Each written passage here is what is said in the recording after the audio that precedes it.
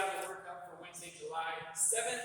Warm up, we are going to do 50 jumping jacks and 40 plank shoulder taps. Keep that core nice and tight, no wiggling. Take your time. Touch each shoulder nice and slow. Then we're going to do 30 high knees and 30 butt kickers. So get those knees nice and high.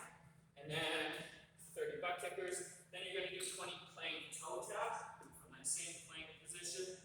Coming up and then down the toe, touching the opposite toe and back to the plank. Touching each toe 10 times. And then ending with 10 push-ups to down dog. From the knees totally fine. Push hang in there as long as you like.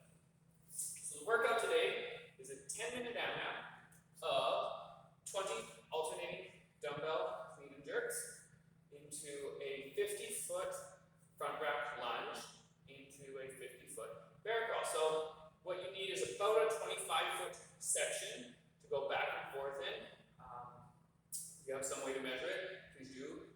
If you don't have the space, you could do a shorter section, like instead of 50 foot. So if you had a 10-foot section, you could just do 5 lengths. Whatever works for you. Just estimate. It's not terribly important that it's exact. But the movements, dumbbell, clean and jerks, we're going to start with the weight between the feet, both heads of the dumbbell touching the floor. We are going to go to the shoulder and then jerk overhead, and we're going to try and switch on the way down because we are going to alternate.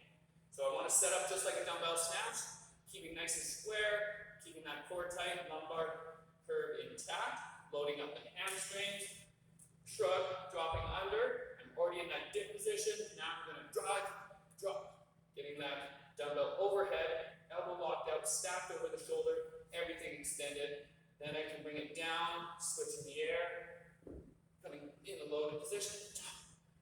Okay, so I really want to focus on, like always, utilizing that hip hinge, those hamstrings, and the jerk position. So driving and then dropping underneath. Okay, it's just more efficient. So we'll alternate those 20. Then you're going to do a 25-foot section, or half of whatever you're lunging, with the dumbbell on one shoulder, so one head of the dumbbell resting. Step forward, gently touch that knee, keeping the chest up, step in. Okay. Then you would come back on the other side. Then you put the dumbbell down into a bear crawl, 50 feet. So this one is to mimic or approximate a handstand walk. So I want hips high on this, with getting as much weight on our shoulders with our elbows locked out as possible. Here. Okay. So what I don't want bent elbows.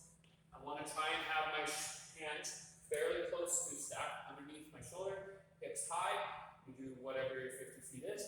Keep cycling it up for 10 minutes. Now, the reps for the lunges and the handstand push-ups, a complete 50 feet is